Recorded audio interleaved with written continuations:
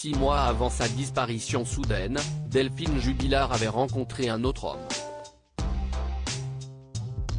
Elle avait depuis quelque temps pris du recul sur son mariage avec Cédric, subissant sa vie auprès d'un homme qui ne la comblait plus. La discrète trentenaire avait décidé de reprendre sa vie en main, lasse de la vie de bidochon qu'elle estime que son mari lui offrait. L'infirmière dévouée et maman aimante de Louis Elia, telle qu'elle est décrite par ses proches, s'était ainsi inscrite sur un site de rencontre. Rapidement, elle a croisé le chemin d'un professeur de piano qui habite à Montauban.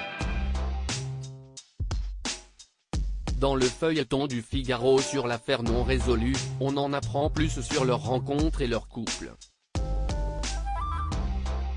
À l'ombre des saules pleureurs, ils échangent leur premier baiser. Pour le second tête-à-tête, ils se retrouvent dans un hôtel en bordure d'autoroute près de Toulouse.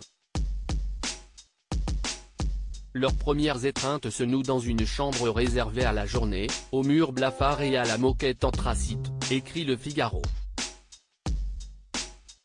Dès le mois de juillet 2020, Delphine se ravit de cette nouvelle relation, à des années-lumière de celle qu'elle vit avec Cédric.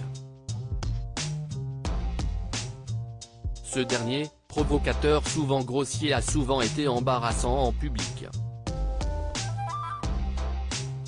Avec son amant, les pique-niques sont certes sur le capot d'une voiture, mais bucoliques et apaisés. Une transformation aussi physique s'opère.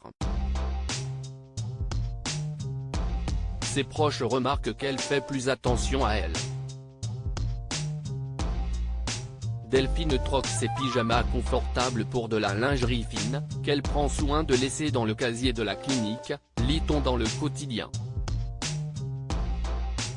Un événement marquera aussi cette parenthèse enchantée dans la vie sentimentale de la jeune femme, sa disparition une nuit du mois d'août, officiellement pour observer le spectacle de la Voie lactée.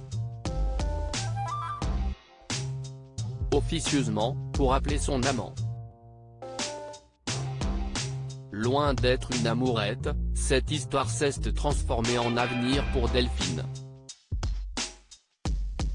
Les amoureux prévoyaient de s'installer ensemble à partir de l'année 2021, soit après les fêtes de fin d'année, afin de respecter la volonté de la compagne de son amant de digérer sa séparation. D'après le Figaro, ils avaient même prévu de se marier dans la majestueuse cathédrale d'Albi. Des projets qui ne verront finalement jamais le jour. Cédric Jubilard reste présumé innocent des faits qui lui sont reprochés jusqu'au jugement définitif de cette affaire.